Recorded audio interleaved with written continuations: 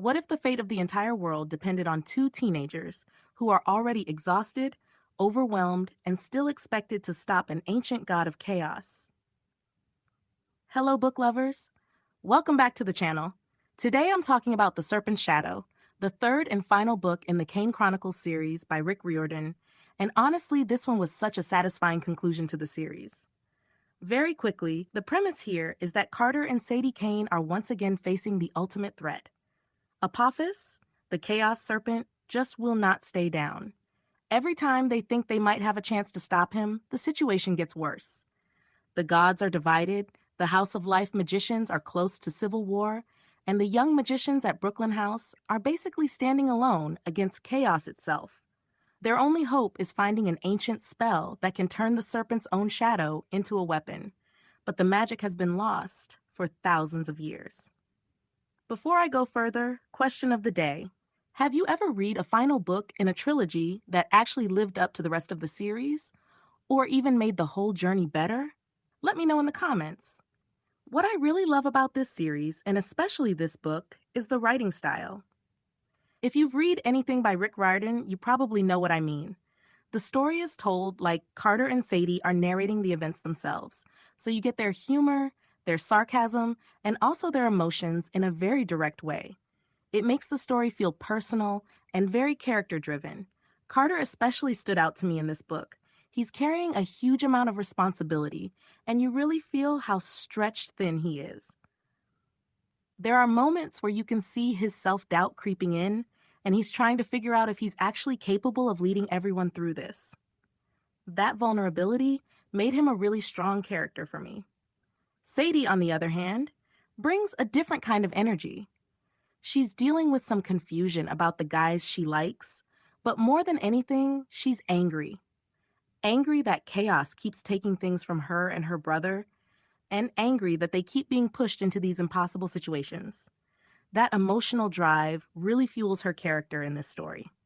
Together, Carter and Sadie are just fantastic. They make you smile, they make you laugh, and you really find yourself rooting for them the entire time. Their personalities are so infectious, and their sibling dynamic continues to be one of my favorite parts of the whole series. The story itself is packed with adventure. There are constant battles, dangerous quests, magical discoveries, and a race against time as they try to stop Apophis before the world is plunged into eternal darkness. It's one of those books where the pacing moves so quickly that it honestly feels like it flies by. Another thing I appreciated was the little bit of romance mixed into the story.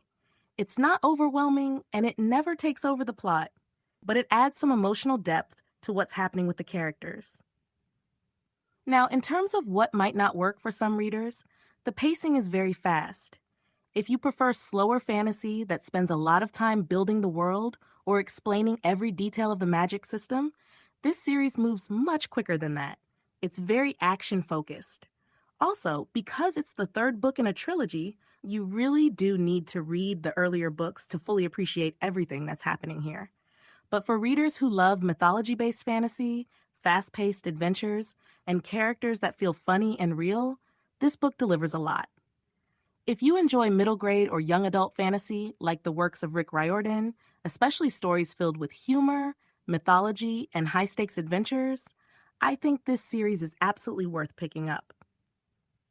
For me personally, this book is a full 5 out of 5 stars. I love fantasy that mixes humor with real emotional stakes, and I love stories where the characters grow while facing impossible odds.